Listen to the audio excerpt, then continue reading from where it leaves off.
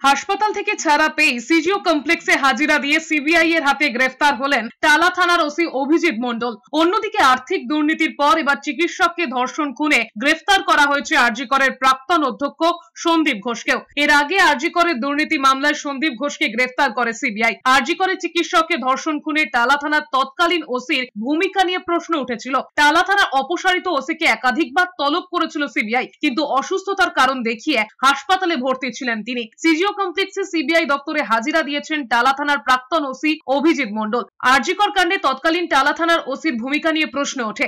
অভিযোগ পেয়েও পদক্ষেপ না করার অভিযোগ উঠেছে ওই থানার প্রাক্তন ওসি অভিজিৎ মণ্ডলের বিরুদ্ধে। তদন্ত করে অভিযুক্তদের ক্লিন চিট দেওয়ার অভিযোগও রয়েছে অভিজিৎ মণ্ডলের বিরুদ্ধে। সম্প্রতি আদালতের নির্দেশে আরজিকরে সিবিআই দুর্নীতির তদন্ত শুরু করার পরেই নিজেকে অসুস্থ দাবি করে একটি বেসরকারি হাসপাতালে ভর্তি হয়েছিলেন অভিজিৎ মণ্ডল। তাকে হাসপাতালে ভর্তি করা নিয়েও জটিলতা তৈরি হয়। একাধিক হাসপাতালের বিরুদ্ধে ভর্তি না নেবার অভিযোগ ওঠে। শেষে তাকে হাসপাতালে ভর্তি করাতে হস্তক্ষেপ করতে হয় স্বাস্থ্য দপ্তরকে। এরপরে মলয় দত্তকে টালা থানার দায়িত্ব দেয় লালবাজার।